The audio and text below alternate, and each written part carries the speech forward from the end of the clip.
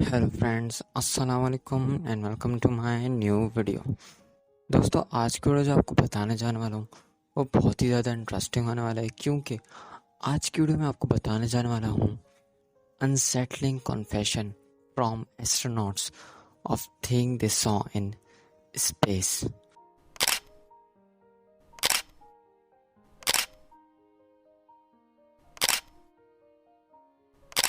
सो दोस्तों, शुरू करते हैं अपनी वीडियो बिना किसी देरी के। दोस्तों, हमारा पहला जो कॉन्फेशन आता है वो है space snake. Retired NASA astronaut doctor Story Musgrave, जिन्होंने स्पेस के लिए बहुत काम किया, तो उनको जो है वो झूठ भी करार नहीं दे सकते, क्योंकि इन्होंने क्लेम किया कि इन्होंने 8 फुट लंबा एक वाइट स्नेक देखा है स्पेस में फ्लोटिंग होते हुए। और इस चीज़ को इमेजिन करना भी बहुत मुश्किल है कि ये जो स्पेसशिप की एक होस्ट हो सकती है जो डिटैच्ड हो गई हो। लेकिन मसग्रिफ का कॉन्फेशन भी इसको झूठ करार नहीं दे सकते। बट आज भी ये कॉन्फेशन एक मिस्ट्री बन के रह गया है।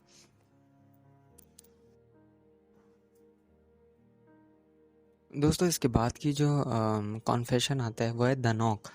सबसे पहली बात, स्पेस में किसी किस्म का साउंड नहीं होता, वहाँ सिर्फ वैक्यूम होता है, यानी कि एक साइलेंस। तो यही चीज़ इस कहानी को बहुत स्ट्रेंज बनाती है। दोस्तों, 2003 की बात है।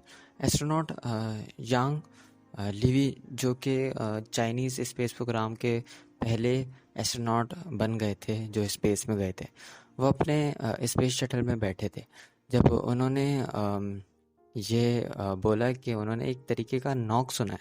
उन्होंने इस नॉक को इस तरह डिस्क्राइब किया जैसे कि एक लकड़ी के हथौड़े से लोहे की बाल्टी को खटखटाना। और उन्होंने ये एक्सपीरियंस किया। और अपेरेंटली ये सिर्फ पहले साइंटिस्ट नहीं थे चाइनीज़ के जिन्होंने ये एक्सपीरियंस किया। 2005 से 2008 के दरमियान एक और चाइनीज़ इस एस्ट्रोनॉट ने जो है वो ये क्लेम किया था कि इन्होंने सिमिलर साउंड सुना है। दोस्तों, इसके बाद की स्ट्रेंज कॉन्फेशन आती है, they are on the moon watching अस।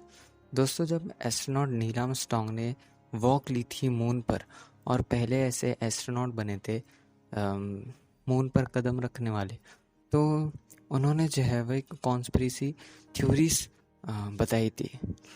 और उन्होंने काफ़ी थ्योरीज बताई थी, कॉन्स्पिरेसी थ्योरीज।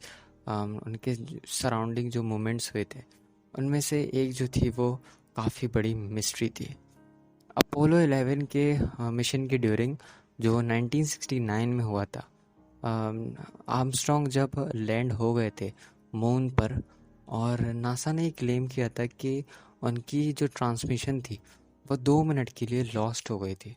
और फिर नासा को उन्होंने एक सीक्रेट मैसेज में कहा कि दीज बेबीज़ वर ह्यूज, यानी कि these babies were huge, oh god you wouldn't believe it, I am telling you there are other spacecraft out here land up on the far side of the crater edge, they are on the moon watching us. उन्होंने कहा कि ये babies जो हैं बहुत बड़े हैं। ओ God, आप यकीन नहीं कर सकते, मैं सच कह रहा हूँ कि यहाँ पे और भी स्पेस क्राफ्ट हैं जो कि हमसे दूर हैं, और ये जो है हमें देख रहे हैं मून पर। और दोस्तों, इसके बाद आता है स्ट्रेंज स्पेस म्यूज़िक। दोस्तों, अपोलो 10 के मिशन के ड्यूरिंग एक टेस्ट रन लिया गया फर्स्ट मिशन के लिए मून पर। तो काफ़ी चीज़ों पर लिया गया और काफ़ी टेस्टिंग भी करी गई वेरियस इक्विपमेंट से। तो दबाव बहुत ज़्यादा था, क्योंकि ये नकली नहीं बल्कि ये रियल स्पेस था। तो काफ़ी सरप्राइज चीज़ों से एस्ट्रोनॉट बहुत ज़्यादा ही शॉक हुए।